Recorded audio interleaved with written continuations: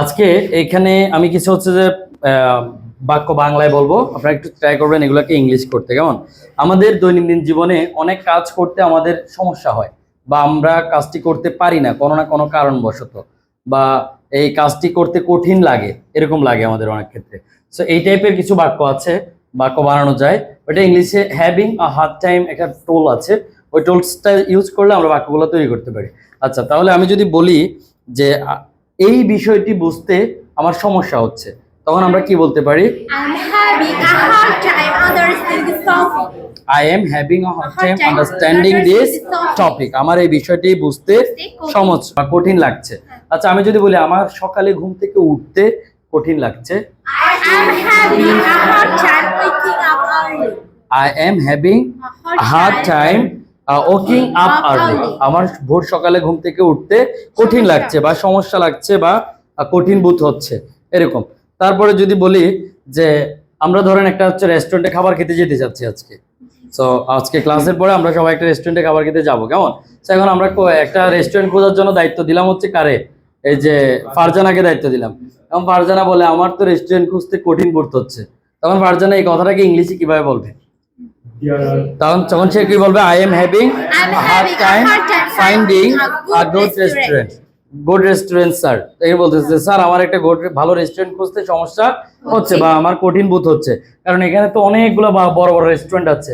So কোন রেস্টুরেন্টে সে খুঁজে বের করবে, সে সিদ্ধান্ত নিতে পারছে না।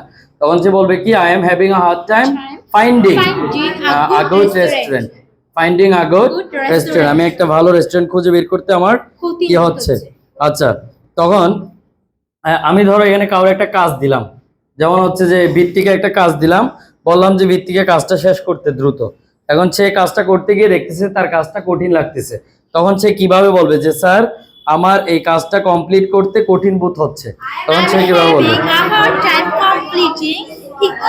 I am having a hard time completing the work. অর্থাৎ I am having a hard time completing the work, যে আমার কাজটা কমপ্লিট করতে কঠিন বোধ হচ্ছে। আচ্ছা, তারপরে যদি বলি ধরেন কোন একটা ব্যাপারে সিদ্ধান্ত নিতে হচ্ছে, কোন একটা বিষয়ে সিদ্ধান্ত নিতে হচ্ছে, আমাদের সবার মিলে একটা সিদ্ধান্ত নিতে হচ্ছে। যেমন আমরা একটা পিকনিকে যাব সামনে, তো এটা নিয়ে সবাইকে সিদ্ধান্ত নিতে বলছি। সো এটা নিয়ে আমাদের সবার সিদ্ধান্ত নিতে হচ্ছে কোথায় যাব, কোন জায়গাটায় যাব।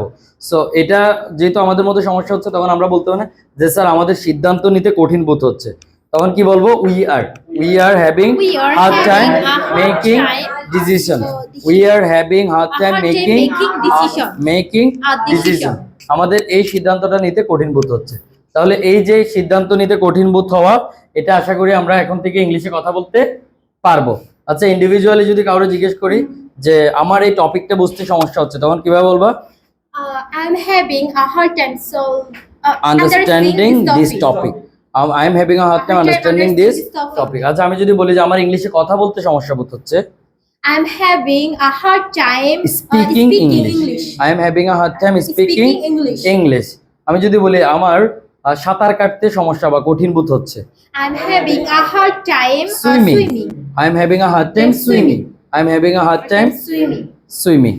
Okay, thank you so much. আমরা তাহলে হচ্ছে যে এই হ্যাভিং আ হার্ড টাইম দিয়ে অনেকগুলো বাক্য শিখে ফেললাম।